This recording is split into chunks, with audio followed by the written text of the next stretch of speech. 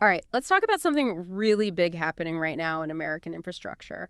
I mean, huge news. A monumental $72 billion deal just dropped. It's set to fundamentally reshape how goods move across the entire country. We're zeroing in today on two of the largest U.S. railroads, Union Pacific and Norfolk Southern, and their, well, audacious plan to merge, their goal, to forge America's first truly transcontinental freight railroad under one banner. So our mission in this deep dive is to unpack exactly what this could mean for the U.S. economy, sure, but also its unique place in rail history and, the crucial questions it raises for our supply chains. Okay, let's dive right into the specifics here. We've got Union Pacific. They primarily serve the western U.S., vast network out there, and Norfolk Southern, covering the eastern parts. They're looking to combine in this, staggering $72 billion stock and cash deal. Right. And what makes this merger so uh, potentially groundbreaking is the design. It's meant to create a single, unified company, one capable of seamless end-to-end, coast-to-coast freight service. Historically, if your goods needed to travel across the country by rail, they'd often get handed off, sometimes multiple times between different companies. This deal aims to, well, basically eliminate that complexity, that often inefficient handoff process. And this isn't just some, abstract corporate thing affecting shareholders, right? Yeah. This hits closer to home. Oh, absolutely not. Freight railroads are kind of the unsung heroes of the American economy. They carry about 30% of the nation's freight by weight. Think about that. We're talking everything. Cars, retail goods, food, energy products, vital raw materials for factories, you name it. So yeah, when these railroads sneeze, the whole economy can definitely feel it. It's interesting. When we think transcontinental rail, our minds often jump straight to 1869, the Golden Spike. But even then, that iconic link still involved separate companies handing freight back and forth. This merger, it isn't just connecting two points, it's about making that entire journey seamless, under one roof, really, for the first time. Is that the core idea? Precisely. That's the critical distinction here. Most previous rail mergers, they aimed for what we call density. Yeah. Building up market share within similar regions, consolidating overlapping routes. This, however, is an end-to-end combination. It connects two geographically distinct networks. And honestly, after decades of industry consolidation, these types of strategic end-to-end mergers are among the only big moves still available. Jim Venena, the Union Pacific CEO, he's certainly painting a grand vision. He calls it advancing the industry, promising seamless hauling of incredibly diverse goods. He gives examples like steel moving from Pittsburgh all the way out to Colton, California, or tomato paste from California crossing the country to Ohio. Even lumber, plastics, copper, it sounds great on paper, cutting out messy handoffs. The theoretical efficiency gains are, potentially massive. That's the promise. The flip side, however, is this recurring concern we see with these mega mergers. Logistics consultant Ann Warner and Professor Peter Swan, they both point this out.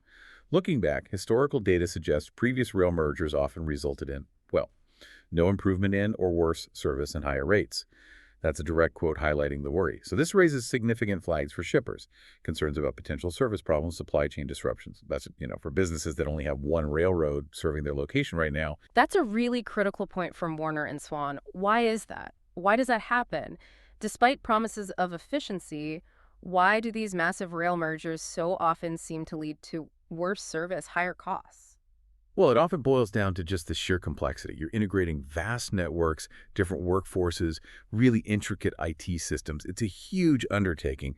When you combine two giants like this, there's almost inevitably an initial period of disruption as you try to harmonize everything. It takes time. And frankly, with less competition in the market after the merger, there's often less immediate pressure on the new, bigger company to quickly fix those service issues. It's sort of a classic promise versus reality challenge you see in large-scale M&A across industries. Okay, so with these promises and these very real potential pitfalls, what's the next step? What about regulators? How does this get approved? Right, this deal faces some intense regulatory review, no question. From antitrust authorities looking at competition and consumer prices, and very specifically from the Surface Transportation Board, the STB. They oversee the railroads. This process could certainly take months, potentially even years, not fast. But interestingly, the STB did approve the Canadian Pacific and Kansas City Southern merger back in 2023. And the key reason cited for that approval was that their routes had very little overlap, which is actually a similar characteristic we see here with Union Pacific and Norfolk Southern. Their networks are largely complementary, not overlapping. Analyst Jason Seidel, he actually predicts this current deal will be approved, partly because of that lack of direct overlap. And if Seidel's right, if this goes through, that could trigger something even bigger, couldn't it? It might compel the other two big Class I railroads, Burlington Northern Santa Fe and CSX, to also merge, which would leave the U.S. with just two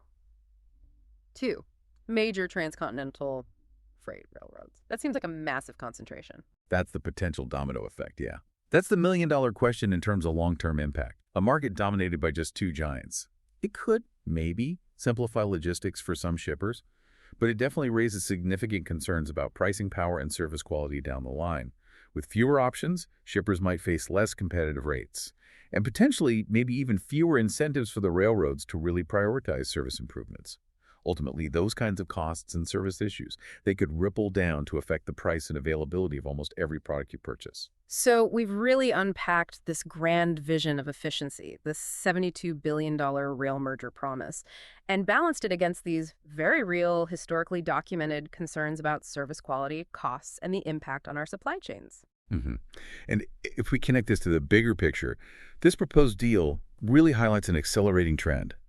We're seeing consolidation not just in rail, but across many critical industries that affect all of us.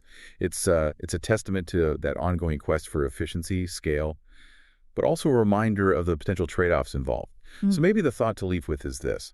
Considering that historical trend, those service issues after mega mergers, and the very real possibility of maybe ending up with only two giant transcontinental railroads, what long-term impact could you see personally on the cost and the reliability of everything, from your groceries to maybe your next car?